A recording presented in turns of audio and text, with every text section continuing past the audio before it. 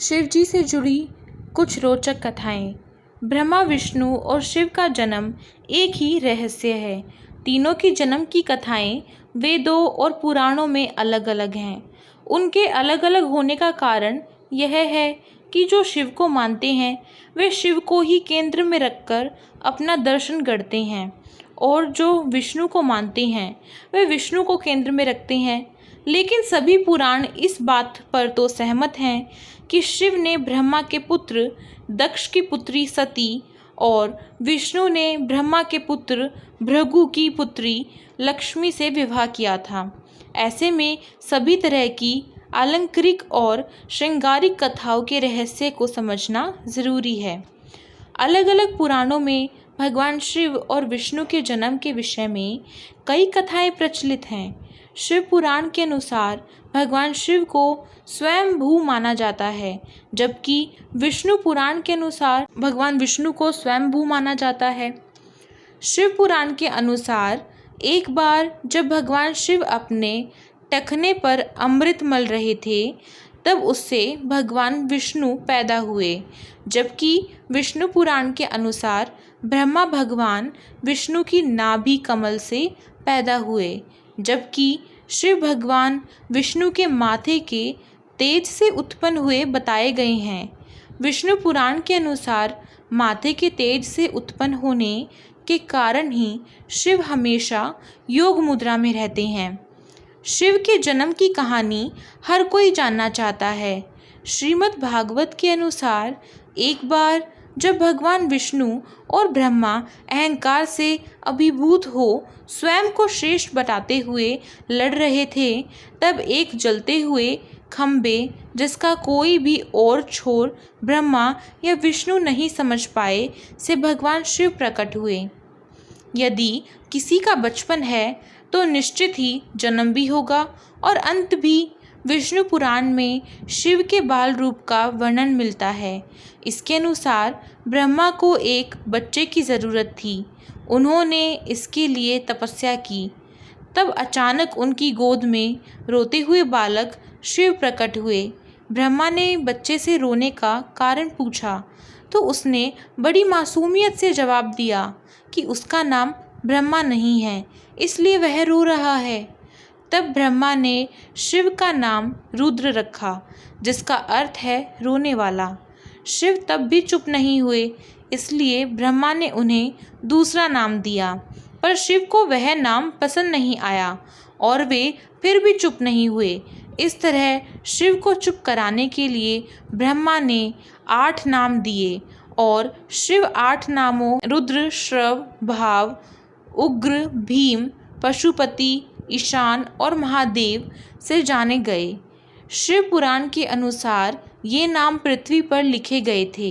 शिव के इस प्रकार ब्रह्मपुत्र होने के रूप में जन्म लेने के पीछे भी विष्णु पुराण की एक पौराणिक कथा है। इसके अनुसार जब धरती, आकाश, पाताल समेत पूरा ब्रह्मांड जलमग्न था, तब ब्रह्मा, विष्णु और महेश के सिवा कोई भी देवता या प्राणी नहीं था। तब केवल विष्णु ही जल सतह पर अपने शेष नाग पर लेटे नजर आ रहे थे। तब उनकी नाभि से कमल नाल पर ब्रह्मा जी प्रकट हुए। ब्रह्मा विष्णु जब सृष्टि के संबंध में बातें कर रहे थे तो शिव जी प्रकट हुए। ब्रह्मा ने उन्हें पहचानने से इनकार कर दिया। तब शिव के रूठ जाने के भय से भगवान विष्णु ने दिव्य दृष्टि प्रदान कर ब्रह्मा को शिव की याद दिलाई।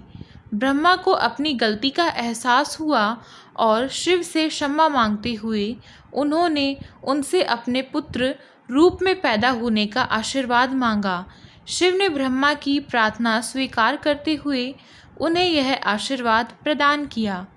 कालांतर में विष्णु के कान के मैल से पैदा हुए मधुकैटभ राक्षस के वध के बाद जब ब्रह्मा ने सृष्टि की रचना शुरू की तो उन्हें एक बच्चे की ज़रूरत पड़ी और तब उन्हें भगवान शिव का आशीर्वाद ध्यान आया।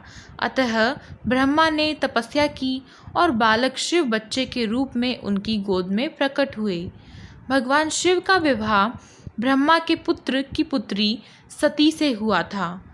एक बार दक्ष ने एक विशाल यज्ञ का आयोजन किया, लेकिन उन्होंने शिव व सती को आमंत्रित नहीं किया। भगवान शिव के मना करने के बाद भी सती इस यज्ञ में आई, और जब उन्होंने यज्ञ में अपने पति शिव का अपमान होते हुए देखा तो यज्ञ वेदी में कूदकर उन्होंने अपनी देह का त्याग कर दिया। जब भगवान शिव को यह बात ज्ञात हुई तो उन्होंने क्रोध में अपने सिर से एक जटा उखाड़ी और उसे रोषपूर्वक पर्वत के ऊपर पटक दिया। उस जटा से महाभयंकर वीरभद्र प्रकट हुए। शिव के इस अवतार ने दक्ष के यज्ञ का विध्वंस कर दिया और दक्ष का सिर काटकर उसे मृत्यु दंड दिया। बाद में देवताओं के अनुरोध करने पर भगवान शिव ने दक्ष के सिर पर बकरे का मुंह लगाकर उन्हें पुनः जीवित कर दिया। वीरभद्र के अलावा शिव के 18 और अवतार हैं, जिनके नाम इस प्रकार हैं: पिपलाद, नंदी, भैरव, अश्वत्थामा, गर्भावतार, गृहपति, दुर्वासा, हनुमान, वृषभ, यतिनाथ, कृष्णदर्शन, अवधूत, भिक्षुव्रय, सुरेश्वर, किरात, सुंट नर्तक, ब्रह्मचारी और यक्ष। इस संदर्भ में एक कथा है कि एक बार ब्रह्मा और विष्णु में श्रेष्ठता को लेकर विवाद होने लगा। दोनों निर्णय के लिए भगवान शिव के पास गए।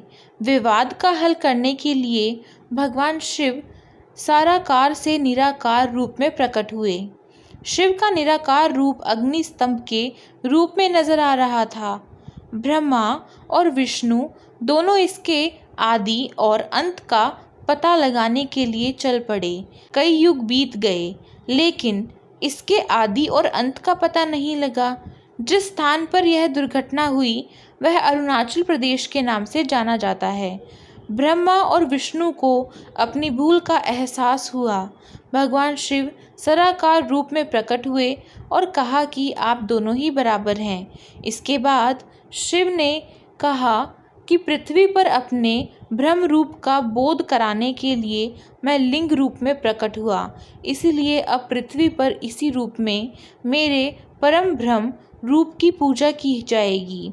मेरे परम ब्रह्म रूप की पूजा होगी। इसकी पूजा से मनुष्य को भोग और मोक्ष की प्राप्ति होगी। सबसे पहले रुद्र हुए। उन्हीं रुद्र का एक अवतार महेश का है। उन्हीं महेश को महादेव और शंकर कहते हैं।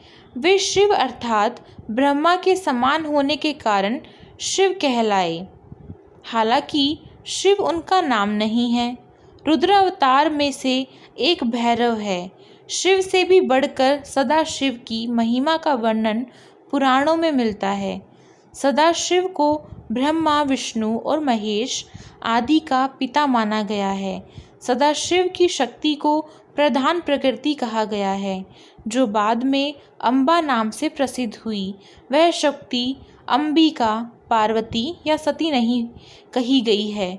उसको प्रकृति, सर्वेश्वरी, त्रिदेव जननी, ब्रह्मा, विष्णु और महेश की माता, नित्या और मूल कारण भी कह सकते हैं। सदाशिव द्वारा प्रकट की गई उस शक्ति की 8 भुजाएं हैं। पराशक्ति, जगत जननी वह देवी नाना प्रकार की गीतियों से संपन्न है और अनेक प्रकार के अस्त्र शक्ति धारण करती है। पहले शिव थे रुद्र। वैदिक काल के रुद्र और उनके अन्य स्वरूप तथा जीवन दर्शन के पुराणों में विस्तार मिला। वेद जिन्हें रुद्र कहते हैं, पुराण में उन्हें शंकर और महेश कहते हैं। वराह काल के पूर्व के कालों में भी शिव थे। उन कालों की शिव की गाथा अलग है। देवों के देव महादेव। देवताओं की दैत्यों से प्रतिस्पर्धा चलती रहती थी। ऐसे में जब भी देवताओं पर घोर संकट आता था तो वे सभी देव महादेव के पास जाते थे। दैत्यों, राक्षसों सहित देवताओं ने भी शिव को कई बार चुनौती दी, लेकिन वे सभी परास्त होकर शिव के समक्ष झुक गए। इसीलिए शिव हैं देवों के देव महादेव।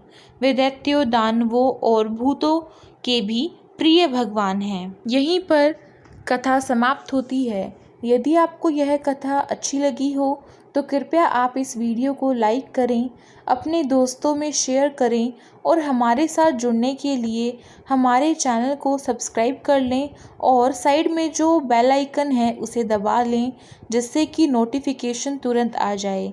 मिलते हैं एक नई कथा के साथ, तब तक के लिए हर हर महादेव।